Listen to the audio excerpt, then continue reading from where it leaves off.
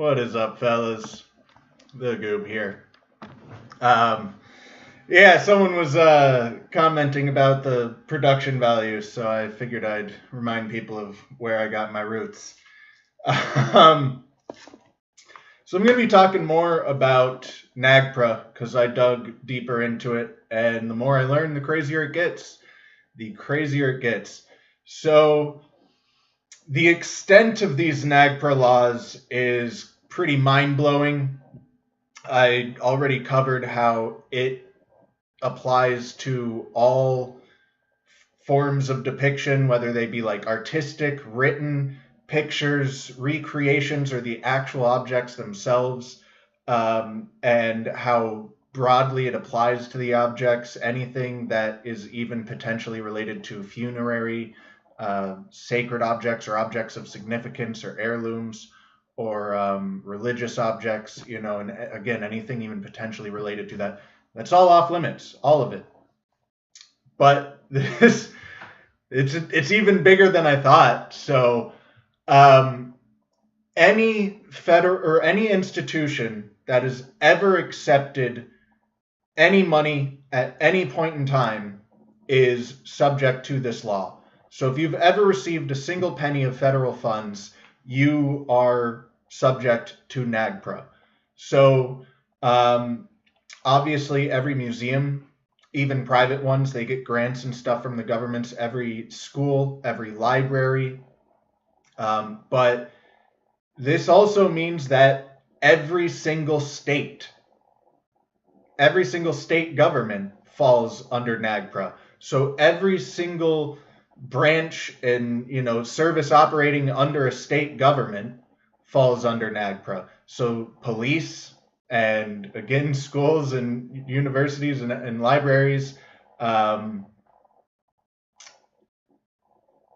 pretty much everything, right? And with the way this has been written, it's been written so incredibly broadly.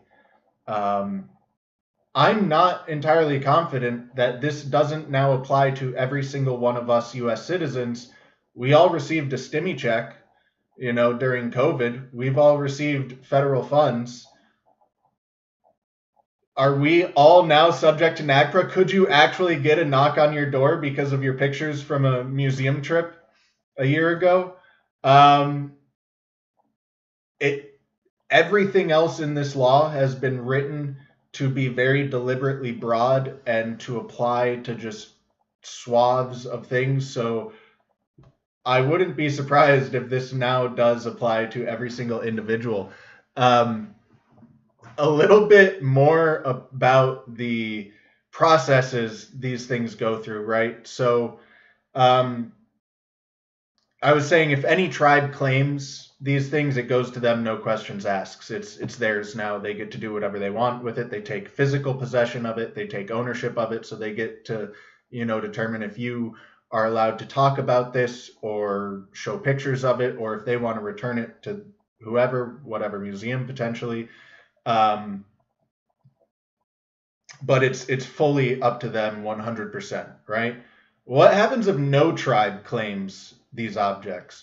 Well, then now they're sitting in a limbo where the museum can't do anything with it. The museum has no say of essentially the museum has physical possession of these things still, but they have no ownership of them anymore. So they cannot do anything with them. They can't display them. They, like I said, have to take down all of the written descriptions of them, pull all the research papers, pull all the books, the magazines, any art that might depict them. They have to go through every single department in whatever institution they're a part of and make sure that none of this stuff is accessible to the public anymore. And until it gets claimed by a tribe, it just sits in this limbo state where it has to be hidden away on a shelf. So I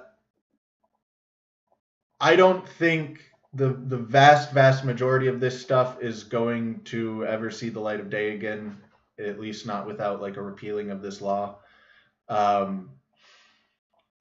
There's a few museum exhibits that have opened, and they work with the natives again, they have ultimate say over what gets displayed, what they are the ones dictating exactly to the museum what's okay and what's not.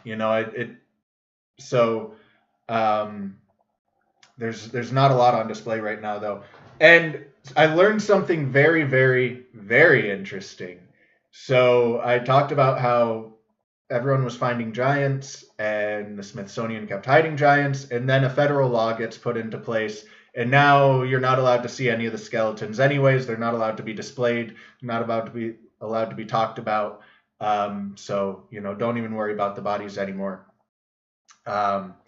Turns out the Smithsonian exclusively does not have to abide by NAGPRA. There is a clause in NAGPRA that excludes the Smithsonian from its laws. I do not know. I have not looked into what deal the Smithsonian has, so I can't tell you how it works. All I know is that they have a separate deal with the government, and they do not have to abide by NAGPRA. Pretty interesting. So, a lot of museums have been closing, and people have been pointing different fingers. A lot of people are saying that it's due to the public losing faith in our institutions, and they no longer want to see, what's being peddled by the museums because they don't trust them anymore, and so their funds are decreasing and they're going out of business. And some other reasons have been proposed as well, but I think a lot of it actually has to do with NAGPRA, because it is 100 for NAGPRA. And like I said, they have to audit every single area of their entire institution. If there's a painting on a wall, okay, I'm unfrozen hopefully. If there's a painting on a wall in someone's office of they could be in violation of NAGPRA. So they have to hire auditors, they have to contact the tribes and bring them in and pay them and do all this kind of stuff to make sure they're not in violation of NAGPRA fully at their expense. So I mean, there's quite a bit of financial burden with these laws, especially the updated versions. I mean, I don't know if they're trying to maintain their websites, they need full website redesigns, pull all the pictures and references and everything off, or they might just pull their entire website down. I don't know, or entire pages down or whatever. But yeah, it's a significant financial burden to all of these institutions. And if they find they're in violation of these laws, then they get fined, which is a more significant, financial burden on them.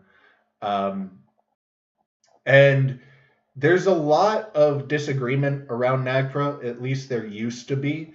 Back in the 90s when this was being instituted, there was a large number of archaeologists and anthropologists who were very up in arms over NAGPRA. They were calling it, the death of American history and all that back then. They were saying this will, completely make it impossible for us to work and do anything. And they negotiated with the government. They were like, no, we'll all go on strike if you don't put in certain clauses to make this a little less ridiculous, a little less broadly reaching. I can't stress how broadly reaching all of this is. So not only any artifact that falls into the categories of sacred, religious, heirloom, burials, right, ceremony, anything that's found within the vicinity of those objects is now also off limits. Anything that is potentially related to any of those objects or categories is now off limits. And because a very large portion of artifacts in museums and in these collections, their exact origins are not necessarily known.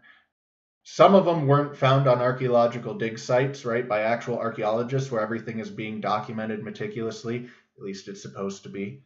So they can't prove whether or not it was potentially found with a ceremonial, sacred, or burial object, right? So anything where they don't have absolute providence for it, is also completely off limits.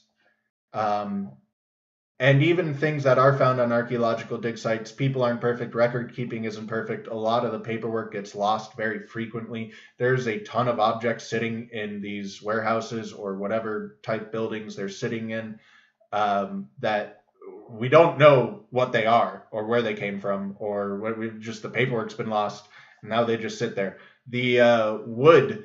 There was wood found in the Great Pyramid, potentially by Petrie. It was found a while back, right, by one of those guys, long before carbon dating existed.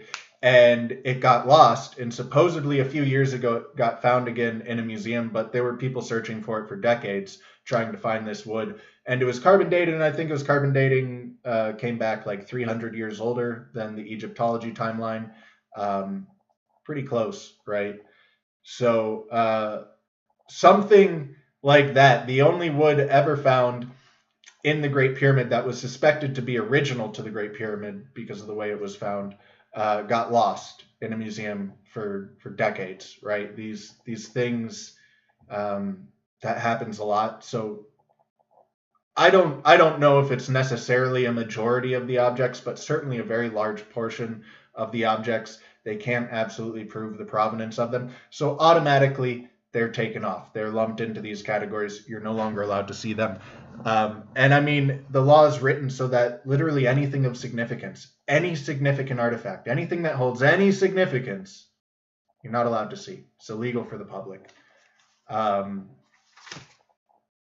yeah, there was a lot of disagreement on NAGPRA. A lot of people were very strongly against it, and I don't know how much that exists anymore.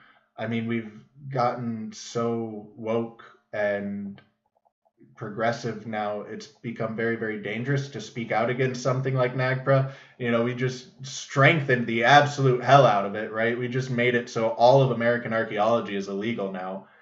And I think there was far less pushback, from what I can tell, from archaeologists and anthropologists and similar, because I think it's a lot more dangerous to give that pushback now. So yeah, there's a lot of social pressure, particularly in archaeology. Very strong social pressure. I mean, you can see it evident throughout all of archaeology, but like the Bat Creek stone, which I talked about, it's an artifact that was found by a Smithsonian archaeologist. It was found and labeled by that archaeologist as Cherokee writing. It sat on a shelf in a museum for decades as Cherokee writing before someone else came up and looked at it and went, that looks a heck of a lot like Hebrew. The original archaeologist that found it was totally anti-diffusion as well. He believed in Columbus first very, very strictly. And decades go by of it sitting on a shelf. Someone looks at it and goes, man, that looks a lot like Hebrew. They realize it says for the Judeans, right? In ancient Hebrew is the message it says. And more archaeologists critique it and go, no, this is an obvious, this isn't Hebrew. There's a little comma instead of a dot, and they didn't use that in ancient Hebrew, so this isn't Hebrew. And then a couple more decades go by, and they find this exact usage of the comma in ancient Hebrew over in Israel or someplace around there, right? And still, they go back and they slander the dude who I'm pretty sure is now deceased, and they say he must have planted it there. There was a further, study done later in 2010 where they went through the archaeological files for this dig, and they read through all the files to see if this Bat Creek stone, try and shed more light on its authenticity. And it was buried under a tree along with skeletons, and the skeletons that were used to date this were all intertwined with the roots of the tree, including this stone. And so it really couldn't have been planted there by this person. And yet there's so much pressure to adhere to the narrative that they posthumously labeled this guy who absolutely didn't believe in diffusion as a fraudster. So I don't even know where I was going with that one. Just shitting on, on things. I guess I did want to clarify a couple thoughts that I was talking about last week. I was emphasizing the negative aspects of the fact that scientists and experts are human. They are human, and a lot of humans are good, and a lot of humans just want to do their job, right? So most scientists are just doing their job. They are genuinely looking for answers. They are genuinely searching for the truth. They're doing good research. So my point last week was not to suggest that there's no good research happening, or that we need to throw away all of the research that's been done because it's all bad. My point was that the narrative is bad. The narrative needs thrown away.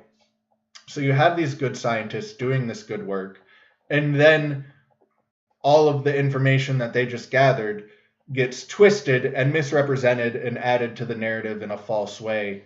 And so, sometimes I'm very pessimistic about this, and sometimes I'm more optimistic. Right now, I'm feeling more optimistic, because what needs to be done is doing away entirely with the narrative and starting over and reevaluating all of the research that's already been done. And that's an absolutely impossible task for any one individual to do, even for groups of individuals. That's a massive, massive undertaking. And unfortunately, that's what needs to be done. But I've also talked about how there is this shift away from these institutions of science and towards individuals and amateurs. I talked to Mike Collins, the Wandering Wolf, had him on the show, and I was telling him, man, you are at the forefront of this new wave of research. You are on the frontier of it. Like, you are the frontier. And he's doing LiDAR scans and ground penetrating radar and all of this other stuff over at Sage Wall in Montana. And I mean, he is this new wave of amateur researchers where he's really doing good research, finding good information, and sharing it with the public and directly with the public. It doesn't have an opportunity to get spun into the narrative because he's sharing it directly. So I have definitely seen a shift towards that. And I think that the archaeologists and the experts, they've seen it too. And I think part of the reason why they fight so viciously against any alternate or amateur historian is because they are genuinely feeling threatened by them right now. And they're scared. And so that's why you see this very irrational doubling down from these, respected experts. And I think it's because they are afraid. You look at History for Granted, who has made Egyptologists look like absolute fools and clowns. In the last couple of years, he has done more from his computer chair to further Egyptology than Egyptology has in the last few decades. I mean, so I really think they're starting to feel threatened by these people, and I think that's part of the explanation for their behavior. But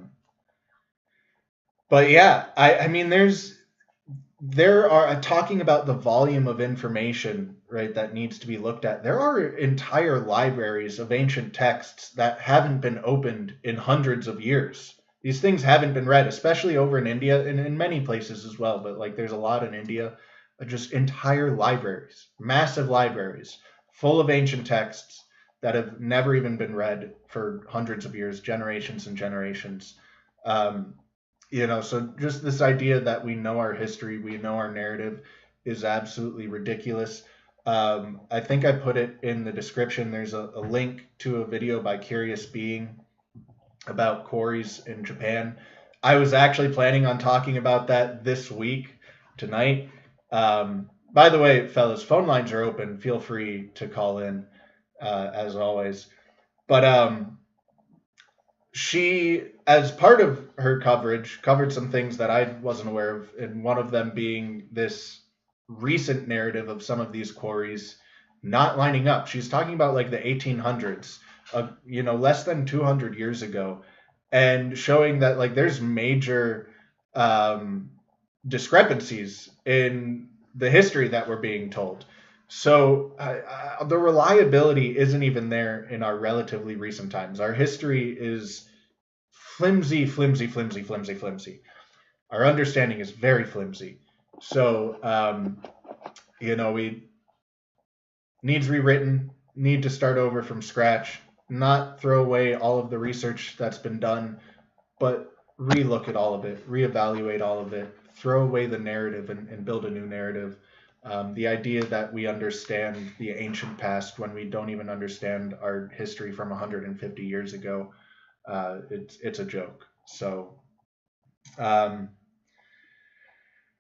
yeah, fellas, feel free to call in. Like I said, I was gonna talk about the quarries, and I might a little bit, but I do feel like she covered pretty darn well pretty much everything I wanted to cover. So I don't know how necessary it is. I would recommend you go watch the video. I thought it was interesting. One thing she didn't cover, but she displayed pictures, some of the same pictures I was going to be showing.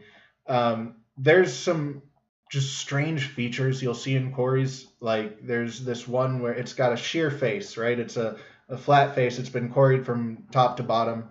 And then like 30 feet up in the air on this sheer face, you have stones quarried out of the middle of it, but flat beneath it, and it's like, why are they quarrying 30 feet up in that strange way?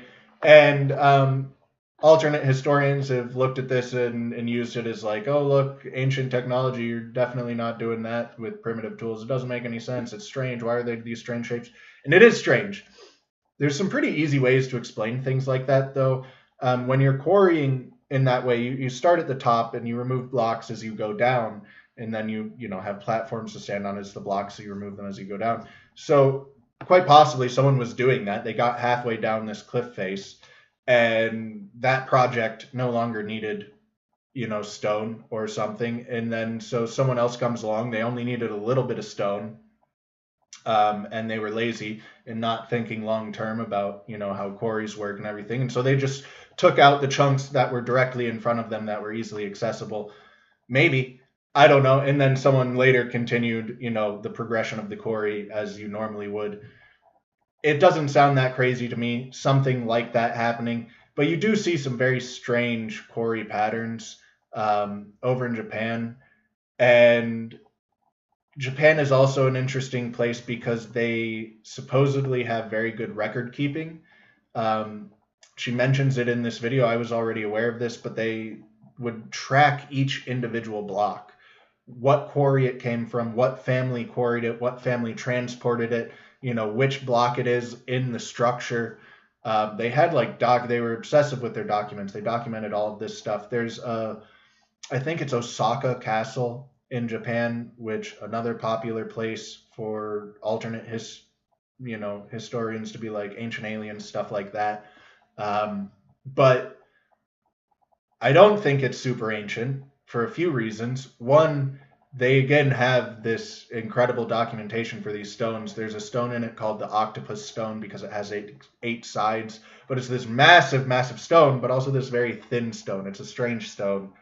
And again, there's documentation for where it came from, who transported it, all this kind of stuff. And then Osaka Castle is also built upon an older, more primitive castle. So, probably not ancient aliens. But, yeah.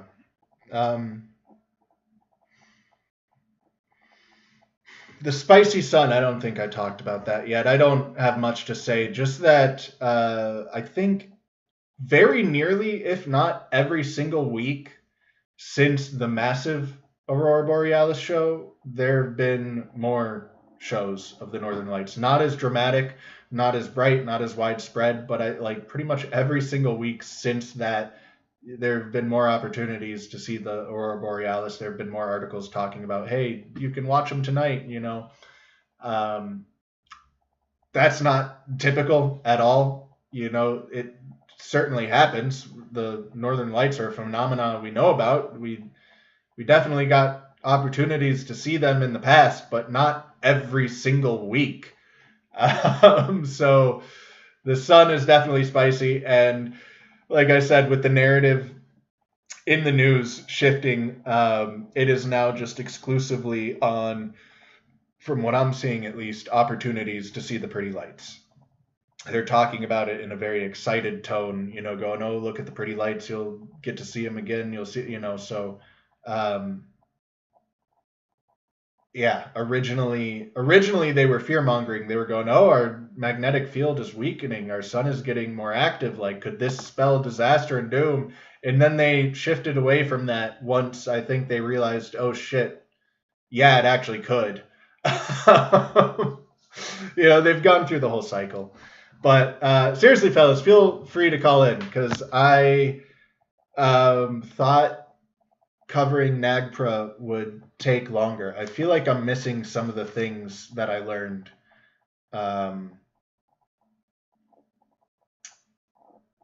Yeah, I don't know. Just the broadness of it applying to any institution that's ever taken any funds. So every single state and every single part of the state government is, falls under this. I'm not 100% sure that all of us don't fall under it after accepting those stimulus checks. Like, we genuinely might, with how broadly this law has been written. Pretty much every single artifact, research paper, and book has had to be removed from. I wonder if places like Barnes and Nobles. I bet you You know who else was getting stimmy checks during the pandemic? Were businesses. I was just gonna be like, I wonder if bookstores, have taken money from the government, and I guarantee they have, especially in recent years. So every single business now falls under NAGPRA. I'm assuming most businesses are oblivious to this fact, right? But that doesn't mean that these things won't start getting enforced more broadly, that more and more books won't be getting pulled off of shelves. Right now, I bet you can still walk into a Barnes & Noble, if they exist anywhere anymore, and buy a book about American archaeology and Native American history, and view images and stuff like that. But technically, they are in violation of NAGPRA laws right now if they've ever received $1 of federal funding, which I guarantee they have. I guarantee they have. All of American history has been made illegal for the public to see. I don't think it's fully gone into full effect, right? Like I said, walk into a Barnes & Nobles right now, go on Amazon. Amazon's a big enough company. They actually, I wouldn't be surprised if they are wise to it, if they maybe have taken down things already. But, Borders, I wouldn't be surprised if they haven't. But yeah, this is, no one else is talking about this. I looked on YouTube. I'm sure someone on Twitter probably has talked about it. I don't use Twitter. I need help getting the word out about this. I don't know, I need to go guest on a bigger show or something so I can talk about this, because this is absolutely insane, and no one's even aware. No one's even aware of this. And I mean, this would drive the conspiracy historians absolutely wild. This would, I think, be massive, massive news that they would go absolutely crazy with, but no one's heard about it. So I don't know if you guys know anyone. I don't know if you guys might be able to assist. I need help getting the word out about this. I'm glad you guys are hearing about it, but NAGPRA is the most insane thing I've encountered in a long time, and the world's been a really crazy place lately. And it just fits so well with with like conspiracies about covering up history. I mean, it very deliberately is covering up history, but like I was talking about the giants, and then they make an exception for the Smithsonian, and they make all of the other bodies illegal to see or talk about. So and it's just craziness, folks. It's just craziness. Trent, do you have any idea what that thumbnail is from? I don't think you've watched Low Value Mail. It's a fun show, though. It's a fun show. I my brain's a little scattered. I definitely like there were some specific points I was trying to make with NAGPRA. I covered most of it, but there were some specific things I wanted to point out that are just escaping me at the moment. Um,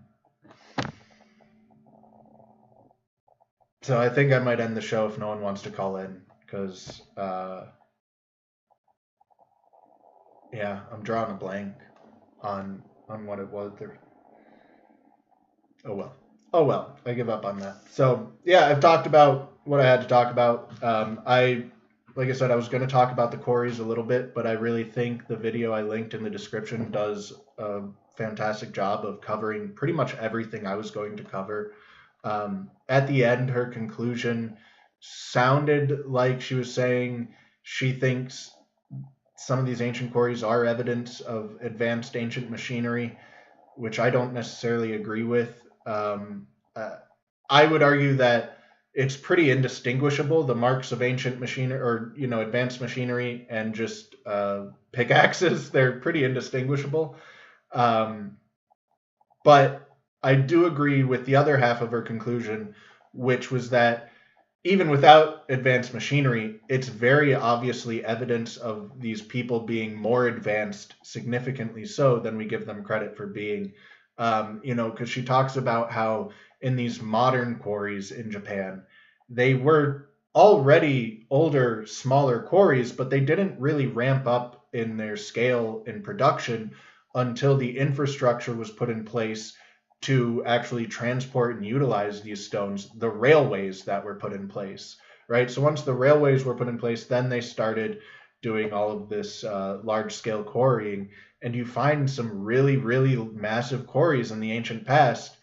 And, the oftentimes the civilizations that are accredited with them are like not accredited with having infrastructure to support this kind of stuff. And she also is making comments about material science, which I absolutely agree with. I've talked about this with Egypt quite a bit and a little bit with India, how they have very precise stones. Supposedly a lot of that was done with copper and iron and not even necessarily steel. So yeah, they doing what they're doing in these hard stones in ancient times. They're I don't think it requires super advanced high tech machinery, but it absolutely requires a lot more than they've been given credit for. It's not copper chisels, they had a lot more going on. And a lot of these quarries, like the Longyu caves, I don't believe any of the stone has been found from them. So where did it go? Did they have something like trains to transport it long distances? Is that why we're not finding it? Is it because it was quarried out of these caves and then taken who knows where, right? And then Mount Kailasa, the most impressive ancient structure on the planet, that's still in existence, in my opinion. Again, none of that stone's ever been found, and it's not in isolation. There's other caves, the Ellora caves, around the Kailasa temple. Again, none of that granite stone has been found. It's nowhere in the area. So, yeah, did they also have something like trains, some kind of, even if they're not trains, they clearly had some type of infrastructure to deal with this stone after it was quarried, not to mention the mystery of quarrying itself. That was a massive granite mountain that was carved exquisitely without a single flaw and with absolute perfection. The entire Mahabharata is carved into its walls. There's hundreds, if not thousands, of statuettes and elephants and everything else. It's fantabulous, and done with primitive tools supposedly. So no one's calling in. So I'm a peace out. Help me spread the word about NAGPRA, fellas. Seriously, if there's, I might try and get back on Danny's show to talk about this. That thought crossed my mind because this needs heard about, or like people need to be aware of this. It's absolutely insane. So if you can help me out. And I'll catch you guys next week. Did an asteroid? Asteroids are always just skimming us, but